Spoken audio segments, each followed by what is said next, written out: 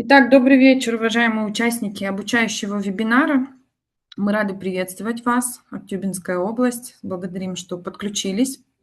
Общественный фонд «Синам Кугамы». Мы реализуем проект при поддержке Министерства культуры и информации Республики Казахстан на тему детско-родительских отношений под названием «Академия родителей».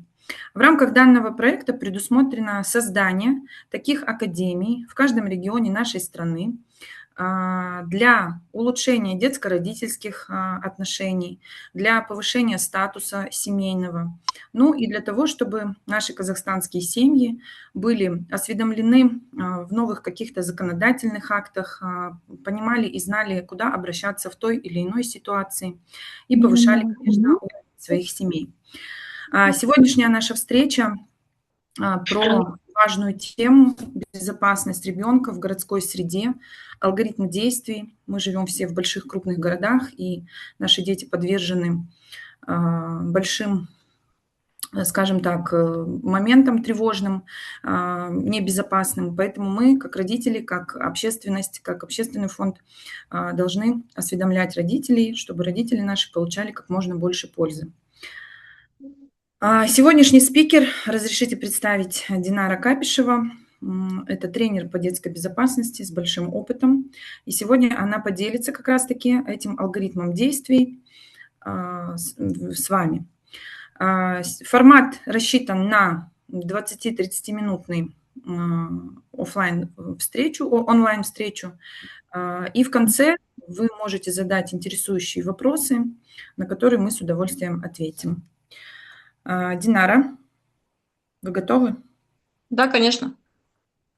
Итак, все, вы можете начинать. Саламатсыз ба, құрметті ата-аналар. Бүгінгі шағын дәрісіміз біз қазақ тілінде өткізілеміз. Сұрақтарыңыз болса, немесе орыс тілінде, қазақ тілінде сұрақ қоюға болады, ақпаратты да орыс тілінде айтылады, керек болса. Бүгінгі біздің қалалық жерлерде баланың қауіпсіздік туралы сөйлесеміз. Бұл қорқыныш туралы емес. Бұл шын мәнінде көмектесетін дағдылар туралы. Қазіргі қала көп адамдармен, көліктермен, әртүрлі ақпараттармен және түрлі қауіптермен толы. Біздің міндетіміз баланы шектеу емес, оны дұрыс әрекеттерге үйрету. Бүгінгі негізгі ойымыз шағын дәріста, бала тек ережелерді білу жеткіліксіз. Бала сол ережелерді нақты жағдайда қолдана білу керегі. Балаңыз жоғалып қалса, не істеу керегі, білетініне сенімді бар ма сізде? Осындай сұрақ аудиторияға. Қазіргі кезде ол сұраққа жауап айтуға керек емес. Тек қана қазір дәрісті тыңдаймыз, сосын соңында сондай сұраққа жауап бере аласыз. Балалар неге жоғалады және қауіпке тап болады? Балалар жаман болғандықтан емес, қауіпті жағдайларға тап болады. Себебі олар сенгіш, күйзеліс кезде абдырағыш, тез шешім қабылдай алмағандықтан түседі. Қаладағы негізгі қауіптер: сауда орталығында немесе көшеде жоғалу, бейтаныс адамдармен байланыс, жол және көлік гаджеттерге алаңдау. Маңыздымыз: бала стресс кезінде ойланбайды, әдет бойынша әрекет етеді. Балада автоматты әрекет алгоритмді қалыстастыру керек. Негізгі қауіпсіздік алгоритмі. Әр бала білу керек, қарапайым формула бар. Біріншіден, тоқта. Екіншіден, жүгірме. Үшіншіден, көмекке шақыр. И төртіншіден, ересек адамды тап. Сіз ата-ана болғасын, балаларыңызға осындай формуланы жеткізіп қойсаңыз, ол өте дұрыс болады. Өйткені балаға түсіндіру керек. Осындай қауіп жағдайға түссе, балаңыз тоқтауыңыз керек деп. Соны үйрету керек.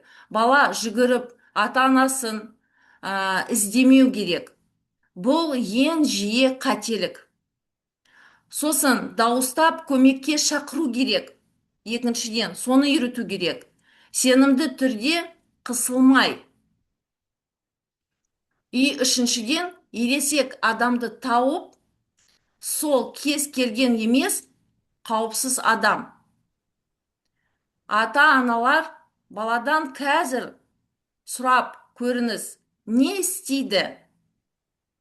Маңызды тек айту емес, міндетті түрде жаттығу түрінде үйрету керек. Қауіпсіз ересек адам кім? Балалар көбіне ажырату алмайды. Өйткені қауіпсіз ересектер форма киген адам деп үйрету керек. Полиция қызметкерлері, күзетші, кассир, әкімші, баласы бар ересек. Өйткені әр ересек адам ол қауіпсіз кісі болуы мүмкін емес. Болмайды бейтаныс адамдарға кету, көлікке отыру, сыйлық алу, қорқытпай түсіндіру керек балаларыңызға, я? Балаға айтылатын фраза осындай болу керек. Мен көмек сұрай аламын. Осындай фразаны бала жаттап алу керек, я? Бірақ бірге бейтаныс адамдармен кетпеймін. Сол фразаны балаңыз жаттап алса, сол кезде ол уже өзі түсінеді. Ол фраза қай кезде оған көмек жағдай болуы мүмкін. Баланың практикалық дағдарлары. Бала білу керек өзінің аты жөнін. Өйткені кішкентай балаларыңыз болса, ол балалар кей кезде өздерінің аттарын білмейді. Ата-ана туралы айтпасақ та. Ата-ананың телефон номерлерін білуің керек, дауыстап көмек сұрау. То есть ол бала жай тұрып жылау керек емес. Ол жоғалып қалса, сол кезде ол дауыстап шақыру керек үлкен ересек кісілерді. Сосын осы фразаны айту керек. Мен жоғалып қалдым, көмектесіңізші деп. Бұл дәл бүгінгі тексеріңіз балаларыңызды, я? Практикалық түрде. Балаңыз телефон айту сұраңыз. Өзінің телефоны болса, өзінің номерін жаттап алды ма, сіздердің хотя бы бір ата-ананың телефонын білу керек. Егер білмесе, бұл маңызды белгі. Дағы бір маңызды жоқ деп айту білу. Өйткені көп балалар жоқ айта алмайды. Сыйлық берет үлкен кісі. Сол сыйлықтан олар алмайым деп айта алмайды. Осындай жоқ деп балаларыңызды үйретуіңіз керек. Ата-аналардың жиі қателіктері осындай болады. Бірінші қателік это қорқыту. Өйткені көбіне біз ата-анамыз, осылай балалармен сөйлеседі. Егер сен тәртіпті бұзсаң, сені біреу алып кетеді. Кей кезде айтады, анау келеді, сені алып кетеді. Білмеймін, көрші болсын, или тағы да бір болсын. Осындай бірінші қателігіміз бар. Екінші, сол кезде баламен сіздің сенімдігіңіз бұзылады. Екінші қателік – это жаттығудың болмауы. Өйткені бала біледі, но қай кезде қандай амалдарды қолдану, немесе қай кезде қандай жағдайларда өзінің қалай поведенияларын қандай болуын білмейді. Үшінші қателік – это жауапкершілік кейінгі қалдыру. Өйткені бала әлі кішкентай дейміз, өзі өсет, өзі түсінет, олай ойлауға болмайды. Өйткені бала кішкентайынан сіз тәрбие беріп, жаттығу түрінде балаларымызды үйретуіміз керек. Енді жағдайлары жиі талқылау. Ата-аналарға не істеу керек? Ойын арқылы үйрету керек. Қай кезде, қай жерде, қалай өзінің поведениясы қандай болуы дұрыс. Өйткені дүкенде қандай өзінің поведениясы болу керек, аулада, көлікте. Сосын қандай қарапайым сөздерді қолдану керек. Жоғалсаң, тоқтау керек. Шақыр, күт. Үш қана сөзді жаттап алса сіздің балаңыз, сонда ол қауіпті кезде алгоритмі уже өзінде болады. Балаға сенімділік беру керек. Енді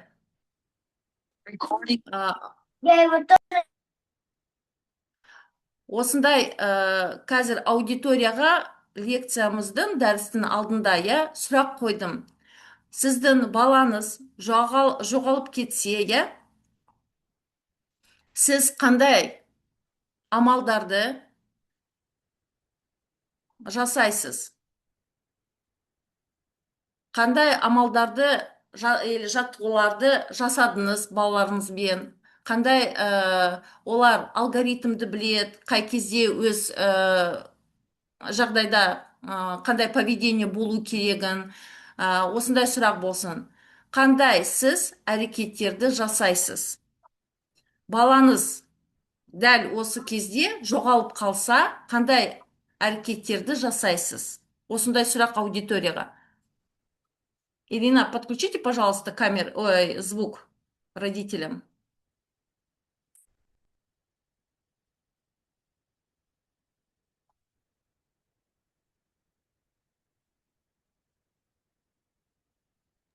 Не поняла, Динара, вас что подключить?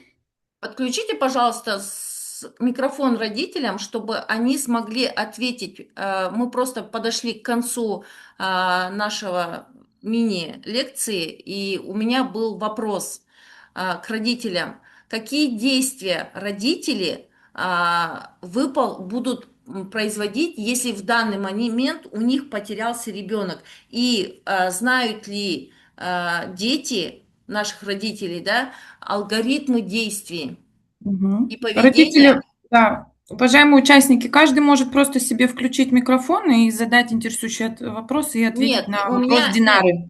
Нет, Ирина, к родителям был конкретный Я вопрос. поняла. Каждый может сейчас включить свой микрофон и предоставить ответ.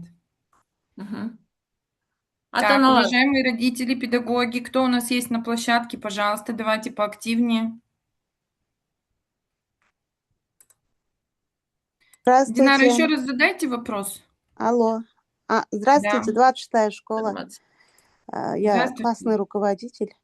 Да, мои дети, мои ученики знают алгоритм, как действовать там, если попали в такие вот ситуации, если или потерялись. Конечно, все это на классных часах обсуждается.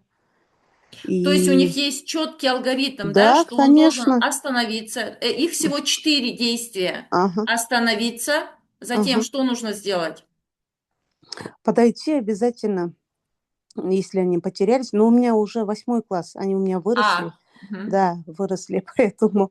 А когда они у меня были в 5 классе, да, мы когда вот выезжали даже на экскурсии, в общественные места, был, конечно, четкий план подойти, ну, в полицию там, действительно, или подойти к взрослым людям. Вот. Ну, конечно, они все были на виду, старалась не терять. И родители, конечно же, знают, что им и как делать, как поступать. Памятки мы раздаем, все высылаем. Сейчас все в интернете, они все знают. Вот. Но при этом у нас, Мгм. можно сказать, что ежеминутно теряются Ага. дети. И это не просто слова, это же Ага. факты. Да, конечно, да. Ну, вот мне бы хотелось услышать, а если вот ребенок, он специально, если теряется, уходит из дома, вот я думала, вот такие будут вопросы. Как поступать? Это уже, наверное, Это психологически, да? Уже подростковый период. Ну да, это естественно, здесь Да. уже нужно, чтобы работал психолог с таким Мгм. ребенком. Такого же ребенка обычно сразу берут на учет, не только Мгм. психолог, да, но и Мгм. школьный инспектор. Мгм. Соответственно, здесь уже идет работа с четырех сторон. Первое– Мгм. это заинтересована прежде всего Мгм. родители. Второе– это заинтересован, конечно же, заинтересована школа, Мгм. так как мы обязаны, да, предоставлять не только образование, но и воспитание нашим детям. Мгм. Ну и дальше уже идет работа психолога и инспектора Мгм. по делам Ну несовершеннолетних. и классных руководителей, да, вот Ну, я уже обязательно. сказала, что это Ага. школа. Все, спасибо, хорошо. У меня был другой вопрос. У меня был вопрос к родителям, не к классному руководителю, а к родителям. Если у вас в данный момент, вот прям в данный момент, я не говорю, что это ваш ребенок, просто абстрактно представьте, что ребенок потерялся. Какие действия вы будете, вот в данный момент, какие действия будут с вашей стороны? Қайырлы кеш. Саламатсыз ба? Қайырлы кеш. Саламатсыз ба? Номері 9-шы мектеп гимназиясының ата анасымын. Есімім Айгүл Құрманалина. Егер де балам жоғалып кеткен жағдай болса, ең бірінші полицияға хабарлаймын. Одан кейін мектеп класс жетекшісіне, қасындағы достарына хабарласамын. Және өзім де қарап отырмаймын, айналаға шығып, қайда барады, қай жерлерде болады, сол жерлерді қараймын. Рахмет. Осындай сұраққа жауап. Мгм. Осындай тағы да сізге сұрақ болады. Қараңыз, сіздің балаңыз мына жаңа айтылған төрт алгоритмнің төрт амалын біледі ме нақты? Әрине біледі. Біздің мектебіміздің класс жетекшілері бұндай жұмыстарды жиі өткізіп тұрады. Бізде класс жетекшіден класс сағатынан бөлек 10-15 минут қауіпсіздік уақыты болады сабақтың үстінде. Класс сағатында әр дүйсенбі сайын балалардың бірінші сабағы ол класс сағаты. Сол жерде лексикалық тақырыбы жаңағы класс сағатының және сонымен қатар 15 минут па, 20 минут па, дәл айта алмаймын. Қауіпсіздік уақыты болады. Сол кезде класс жетекшілері міндетті түрде қауіпсіздік шараларын айтып отырады. Менің балам біледі бұл алгоритмдердің барлығын. Сіздерге де рахмет осындай шара ұйымдастырып жатқандарыңызға. Айгүл, осындай жауаптарыңызға көп рахмет. Мен сізден сұрақ қойғанда, ата-аналарға бәріне осындай сұрақ қойдым. Сіз үйлеріңізде ну, бір түрлі болсын, бірнеше түрлі жаттығу, сосын сөйлесу деген, енді воспитательный момент деген болады ғой, үйде. Сол кезде вот именно осындай жаттығу или сол туралы сізде сөйлем болады ма? Жаттығуды енді әдейі орындамаймыз, бірақ әкесі әрдайым сол сіз айтылған алгоритмнің нелерін, пункттерін, мысалы айтып жатады. Міндетті түрде көмек сұрап айқайла, үлкен адамнан көмек сұра, дүкен болса дүкенге кір деген сияқты сондай кеңестер беріп жатады. Но сіз балаңызға түсіндіресіз, әр үлкен адам сондай Әр үлкен болмайды сенімді деп. адам болуы мүмкін. Мүмкін емес. Әр адам сенімді болуы мүмкін емес. Сондықтан жақын тұрған дүкен немесе жаңағы мекемелерге кіріп, сондай адамдардан көмек сұра, немесе айқайлап, айналадағы адамдардан көмек сұра деп айтамын. То есть жоғалса жүгіру, міндетті түрде ол үлкен қателік, бала тұру керек, орында тұру керек. Қайда жүгіріп қашып болмайды. То есть ондай амалдарды жасауға болмайды. Бала тұрып бір орында, қай орында енді адасып қалса или жоғалып қалса, сол орында тұру керек. Сосын екіншіден айғайлап, қатты дауысты шығарып шақыру керек. Но бір үлкен ересек адам келсе, әр адамға сенімді болмау керек, солай түсіндіріп айтасыз, иә? иә, міндетті түрде. Жақсы. Басқа ата-аналардың жауаптары болады ма?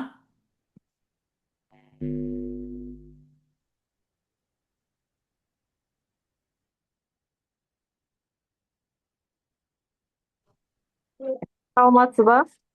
Саламатсыз ба? Бегімбетова Жансәуле Құлтасқызы, номері 19 орта мектептің ата-анасымын. Енді сіз айтып жатсыз, баланың действиясы деп, иә? Енді ата-ананың әрекеті деп жатсыз ғой.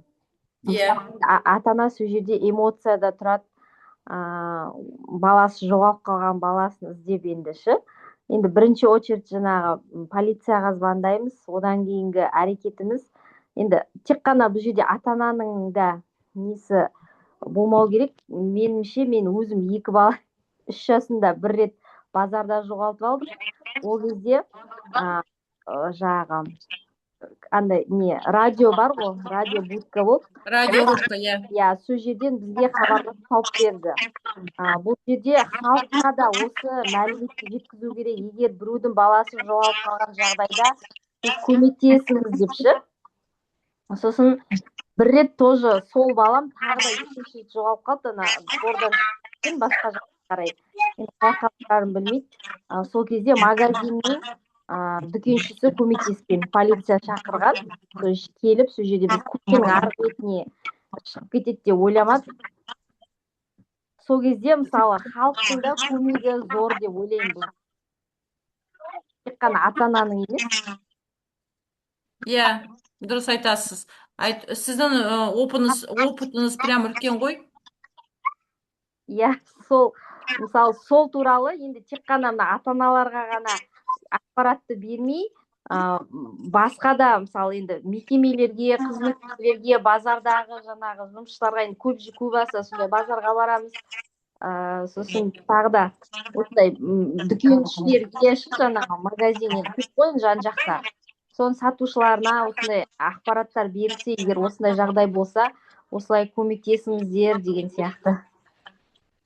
Ол жұмысты мен сізге айтып берейін қазір, ол жұмысты полиция қызметкерлері солар атқарады. Өйткені олар осындай жұмыстары вернее бар. То есть мына болады ғой, мектептің ішінде полиция по делам несовершеннолетних дейміз ғой, соларды.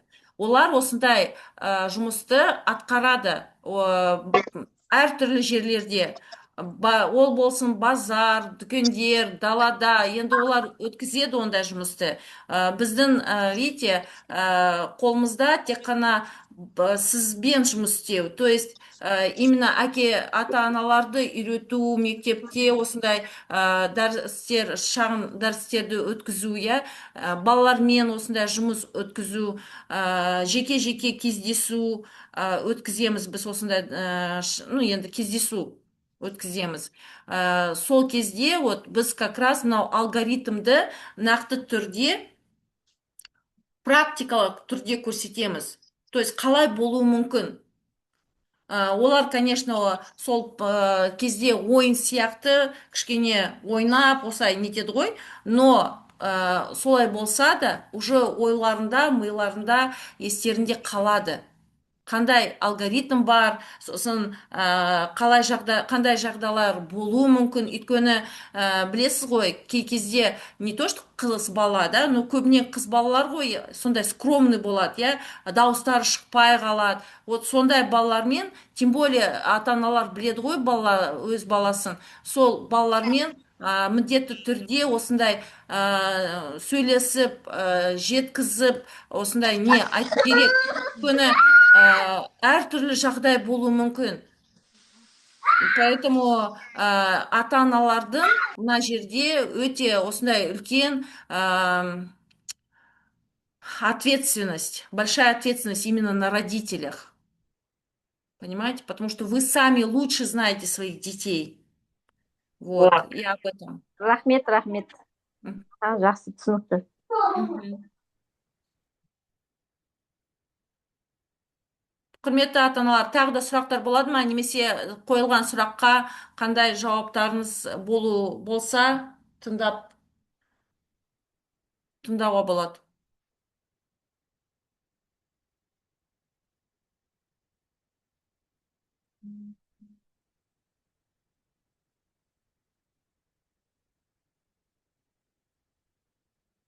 Сұрақтар бар ма?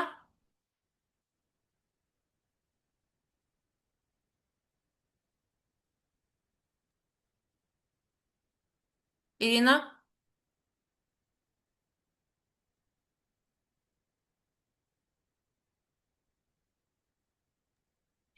Құрметті ата-аналар, поактивнее. Так, уважаемые участники, есть ли еще вопросы? Да, здесь, конечно, давайте вот такой итог подведем, что ответственность за безопасность наших детей лежит и на родителях, и на школе. Здесь нужно, конечно, со всех сторон рассматривать детей и поведение детей. Вот как сейчас сказал классный руководитель, а если ребенок сам сбегает с дома, то здесь это уже по-другому. Здесь уже другой подход. Поэтому мы сейчас только о безопасности детей в городе, но не только в городе. Поведение, вернее, детей в городе. Ирина, вас не слышно. Динара, благодарю. Уважаемые участники, огромная благодарность за то, что вы подключились. Пользуясь возможностью, я сейчас в наш чат общий, зайдите, пожалуйста, все и посмотрите. Я направила сегодняшнюю презентацию по сегодняшней теме, вдруг кому-то она понадобится. И ниже я прикрепила наш сайт. В рамках Академии родителей нами был создан сайт, который называется ataana.kz. И мы призываем вас и приглашаем принять участие в работе этого сайта. Вы можете направлять, я сейчас продублирую свой личный номер, и вы можете направлять свои статьи, свои все дела, которые вы проводите у себя в районе, в регионе, в школах, в центрах поддержки семьи. Вот, мы будем с удовольствием публиковать ваши новости на нашем портале. Данный сайт курируется также Министерством культуры и информации, поэтому обширный охват будет на всю республику. Поэтому мы активно вас призываем принять участие. Вот, я написала свой сейчас номер, и вы можете написать мне, и я вам скину нашу почту, куда вы можете направлять свои статьи. Мы будем с удовольствием их освещать у себя на страничке в Инстаграме, на нашем портале Атана. И будем с вами иметь вот такую обратную связь. Вообще в рамках Академии родителей нами запланирован ряд больших, грандиозных мероприятий в каждом регионе. Одно из мероприятий – это вот такие обучающие вебинары. У нас в штате работает пул очень опытных специалистов. Это методологи, это юристы, это детские и взрослые подростковые психологи, психотерапевты, клинические психологи, детские суицидологи, ученые, люди, которые писали наши программы. Поэтому мы открыты к сотрудничеству. Если есть какие-то вопросы, если есть какая-то необходимость в поддержке и в помощи, в организации каких-то мероприятий, мы всегда открыты к сотрудничеству и будем очень рады такому очень полезному взаимодействию. Вот. Еще раз благодарю всех, кто сегодня присоединился. Контакт я направила. Пожалуйста, успейте сейчас сохранить до окончания конференции. Динара, благодарим вас за полезное участие, за полезную информацию вами предоставленную. Ну и всем желаю хороших впереди праздничных дней. И закончить наш вебинар хочется фразой, которая стала слоганом нашего общественного фонда «Синем Кугамы» и единственной в школе в Казахстане по детской позитивной безопасности. А фраза звучит так: «Вперед в безопасное будущее наших детей». Поэтому еще раз всех благодарю. будем отключаться. Надеюсь, вы записали наш сайт и мой контакт для обратной связи. Несколько минут еще можно будет. Да, Ирина, мне тоже хочется вас поблагодарить за то, что вы на самом деле сделали такой замечательный вебинар с родителями, потому что все-таки обратная связь между родителями и тем, какую информацию мы несем, должна быть. Мгм. Ну все, көп рахмет сіздерге. Сау Да. болыңыздар. Құрметті Ата-аналарға достар, көп всем рахмет. хороших выходных впереди. Сау болыңыз. Сау болыңыздар.